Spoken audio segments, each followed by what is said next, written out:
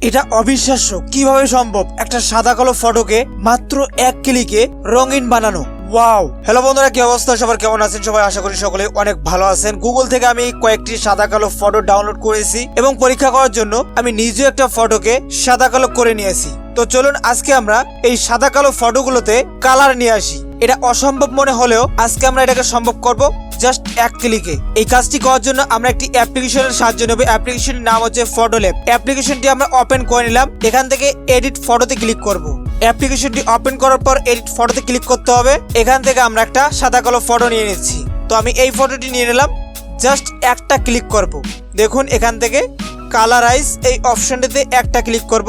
এখানে আমাদের ফটোটিকে স্ক্যান করা হবে, তারপর দেখা যাক কি রেজাল্ট আমরা পাই এবং পাশাপাশি আপনাদের দেখিয়ে দেব এটার অরিজিনাল ফটো কেমন ছিল এবং সাদা কালো ফটো তার সঙ্গে এই অ্যাপ্লিকেশন দিয়ে যে কালারটা নিয়ে আসছে, তিনটা ফটো একসঙ্গে কেমন লাগবে সেটা অবশ্যই স্ক্রিনে দেখতে পাচ্ছেন। তো বন্ধুরা দেখতেই পাচ্ছেন খুবই চমৎকার ভাবে এই সাদা কালো ফটোটার মধ্যে কালার গ্রেডিং নিয়ে আসছে। বাম পাশেরটা একদম অরিজিনাল ফটো, তারপর আমি নিজেই এটাকে সাদা কালো করেছি, আর পরেরটা এই অ্যাপ্লিকেশন ব্যবহার করে কালার গ্রেডিং করা। তো চলুন, একটা তো আমাদের পরীক্ষা হয়ে গেল, আর একটা ফটো আমরা নিয়ে আসি। আমরা এই ফটোটা নিয়ে আসলাম, কালারাইজে চলে আসি।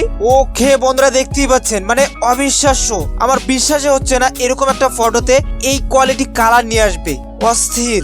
বন্ধুরা দেখতেই পাচ্ছেন এই যে একটা সাদা কালো ফটো যেটা আমি গুগল থেকে ডাউনলোড করেছি, এটা কিন্তু খুব ইজিলি এক ক্লিকেই সাদা কালো ফটো থেকে রঙিন একটা ফটোতে রূপান্তর করে দিয়েছে।